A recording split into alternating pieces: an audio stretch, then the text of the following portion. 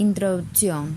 Desde el punto de vista anatómico, el sistema nervioso está compuesto por el sistema nervioso central, constituido por el cerebro y el cordón espinal, por el sistema nervioso periférico, formado por los nervios craneales y espinales, y por los ganglios periféricos. Sistema nervioso central. Para describir la formación del sistema nervioso central se describen diferentes etapas claves como la gastrulación, la neuralización y el establecimiento de las vesículas primarias y secundarias. Gastrulación y diferenciación de las células progenitoras neuronales. Durante la tercera semana de gestación en humanos se presenta un evento importante denominado gastrulación. Durante este proceso, el embrión pasa de ser una estructura organizada en dos capas a una formada por tres capas, las cuales son epiblasto e hipoblasto, y ectodermo, mesodermo y endodermo. En esta etapa se presenta el primer indicio de formación del sistema nervioso, el establecimiento de la placa neural. Neurulación. Hacia el final de la tercera semana, cuando está concluyendo la gastrulación, la placa neural sufre unos cambios que llevan a la formación del tubo neural. Dicho proceso recibe el nombre de neurulación. La neurulación se presenta de dos formas: la neurulación primaria, que se da en la parte anterior de la placa, y la neurulación secundaria, que se localiza en la parte más posterior de la placa. En la primera, las células de la placa neural proliferan y se elevan hasta convertirse en los pliegues neurales, las cuales se fusionan para formar el tubo neural. Durante la secundaria, el tubo se forma inicialmente como una barra densa que posteriormente se ahueca para formar el tubo neural secundario. Formación de vesículas primarias y secundarias. Antes de finalizar el cierre del tubo neural, inicia una diferenciación macroscópica. Esta se da como cambios en el extremo anterior del tubo neural anterior, lo que origina las vesículas primarias. Estas vesículas se identifican como el cerebro anterior o prosencéfalo, el cerebro medio o mesencéfalo y el cerebro posterior o rombencéfalo, separadas entre ellas por valles o constricciones. Por otro lado, el sistema nervioso está compuesto por el sistema nervioso central. Es aquel que se encuentra protegido por lo que es el cráneo y por la columna vertebral. Este sistema se va a dividir a su vez en el encéfalo y lo que va a ser la médula espinal. Estructura. Encéfalo.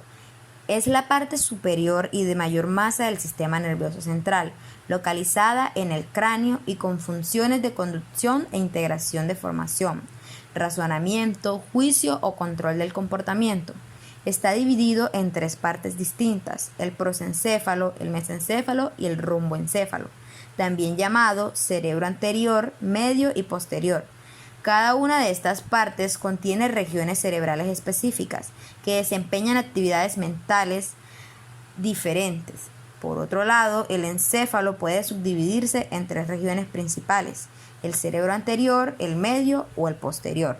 Prosencéfalo o cerebro anterior. Es la porción anterior del encéfalo durante la gestación del embrión. Esta es una de las primeras regiones que se desarrolla. Posteriormente, dentro del prosencéfalo aparecen dos regiones que abarcan su estructura: el telencéfalo y el diencéfalo. Mesencéfalo, parte central del cerebro del embrión, que más tarde forma algunas partes menores del encéfalo, y su función es que conduce impulsos motores desde la corteza cerebral hasta el puente troncoencefálico y conduce impulsos sensitivos desde la médula espinal hasta el tálamo. El mesencéfalo también se relaciona con algunos aspectos de la visión, la audición, el sueño y no vigilia. Rombencéfalo. El rombencéfalo comprende el cerebelo, la protuberancia y el bulbo raquídeo, que funcionan en conjunto como soporte de procesos orgánicos vitales. El tallo o tronco encefálico se ve también a su vez dividido en tres partes. La parte superior corresponde al mesencéfalo, la parte medio a la protuberancia y la parte inferior, que se une con la médula espinal, corresponde al bulbo raquídeo. Entre estos tres van a controlar principalmente dos tipos de funciones: centros vitales tales como el activo cardíaco y la frecuencia respiratoria, y reflejos involuntarios como el hipo, el vómito y otros. Es por esto que lesiones en el tronco encefálico van a tender a ser muy importantes en el compromiso de la vida. Cerebelo. Se divide en dos partes: lóbulo anterior es decir, un segmento que está hacia el frente, y un lóbulo posterior, que es un segmento que está hacia atrás. Si le hacemos un corte del cerebelo, podemos ver que la corteza está formada principalmente por sustancia gris, mientras que en el medio vemos sustancia blanca. La forma en que se origina esta sustancia blanca, ramificándose hacia la corteza, es conocida como árbol de la vida. Esta sustancia blanca corresponde principalmente a neuronas de integración, es decir, que integran señales que vienen desde el cerebro. Estas señales en general corresponden a confusiones del sistema motor, es decir, funciones que deben realizar los músculos.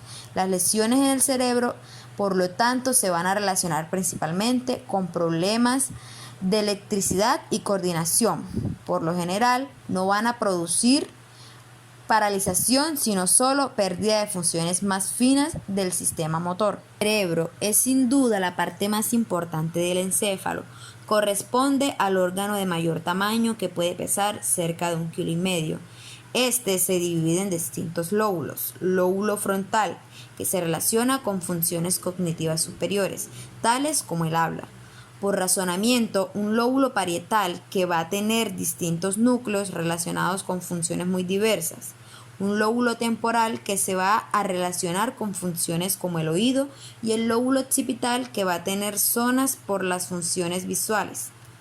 El cerebro también podemos dividirlo en dos hemisferios, un hemisferio derecho y un hemisferio izquierdo. Estos van a estar unidos por una estructura llamada cuerpo calloso, que va a constituir de neuronas encargadas de relacionar las funciones de varios hemisferios. Es un estabular que contiene una estructura delgada y larga del tejido nervioso y células de apoyo. Esta región del cuerpo abarca una gran parte del organismo. Concretamente, se desliza desde el bulbo raquídeo del tronco del encéfalo hasta la región lumbar.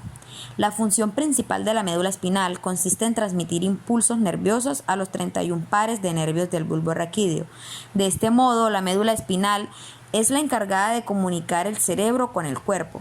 La médula espinal es una de las estructuras del cuerpo que cuenta con mayor estudio y análisis tanto de su anatomía como de sus funciones principales. Se establece que resulta una de las regiones más importantes y comprometidas del cuerpo. Anatómicamente, la médula espinal posee dos elementos principalmente de estudio: su anatomía externa y su anatomía interna. La anatomía externa de la médula espinal hace referencia a las cualidades de las regiones superficiales de la médula espinal, mientras que la anatomía interna hace referencia a las estructuras y sustancias que alberga la médula espinal en su interior. Aproximadamente pesa unos 30 gramos en total. En su completo desarrollo puede alcanzar una longitud de entre 40 y 45 centímetros de longitud. La médula espinal contiene 3 membranas que envuelven la estructura: la pía madre, la aracnoides y la dura madre. La pía madre es una meninge interna que protege tanto al encéfalo como a la médula espinal. Se halla cerca de las estructuras nerviosas y se encarga de tapizar la circunvalación del cerebro. La aracnoides son una meninge intermedia que también protege tanto el encéfalo como la médula espinal. Se encuentra justo debajo de la dura madre y su función principal consiste en distribuir el líquido cefalorraquídeo. La dura madre es la membrana más exterior de la médula. Constituye un cilindro que está formado principalmente de una pared fibrosa, espesa, sólida y poco extensible. Anatomía interna de la médula espinal. Internamente, la médula espinal está principalmente constituida por regiones de sustancia blanca y regiones de sustancia gris. Transversalmente, la médula contiene a través de toda su longitud y sus diferentes divisiones una amplia área de sustancia gris y sustancia blanca. Sustancia gris y sustancia blanca. La sustancia gris se compone de los cuerpos de las células nerviosas y la sustancia blanca está compuesta por sus fibras. A diferencia de la sustancia blanca, las neuronas de la sustancia gris no tienen axones extendidos. La mielina es responsable de la apariencia blanca de la sustancia blanca. Por otro lado, el sistema nervioso periférico es un conjunto de nervios y ganglios que controlan las funciones motoras y sensoriales. Transmiten información desde el cerebro y médula espinal a todo el organismo. El sistema nervioso periférico comprende a todos los nervios que se ramifican desde el cerebro y la médula espinal hacia otras partes del cuerpo.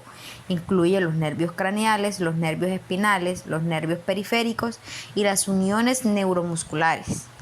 Los nervios son cordones de sustancia blanca que se ramifican en axones y dendritas.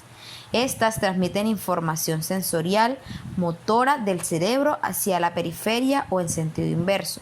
Por otro lado, los ganglios están formados por grupos de neuronas que se encuentran fuera del encéfalo y de la médula espinal.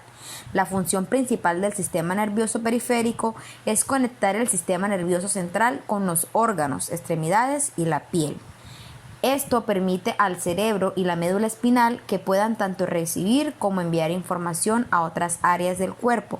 De esta forma permite que podamos reaccionar a estímulos del ambiente. Estructura. Las forman los nervios craneales, los nervios espinales y los ganglios nervios. Nervios craneales. Los pares craneales, también llamados nervios craneales, son 12 pares de nervios que surgen directamente del cerebro a nivel del tronco del encéfalo para distribuirse a través de los agujeros de la base del cráneo en la cabeza, cuello, tórax y abdomen. Nervios espinales. Los nervios espinales surgen de la médula espinal y conducen los estímulos del resto del cuerpo. Estos nervios tienen tanto una parte sensitiva como motora. Los 31 pares de nervios espinales se distribuyen de la siguiente manera: 8 pares de nervios cervicales que salen de la columna cervical, 12 pares de nervios dorsales o torácicos que emergen de la columna torácica, 5 pares de nervios lumbares saliendo de estos del área lumbar, 5 pares de nervios sacros que surgen del hueso sacro ubicado en la base de la columna vertebral, un par de nervios coxígeos en el coxis. Ganglios nerviosos. Los ganglios son un grupo de cuerpos neuronales que forman parte del sistema nervioso periférico. Se encuentran intercalados en el trayecto de los nervios y se dividen en ganglios sensoriales o autónomos en relación a la función que desempeñan.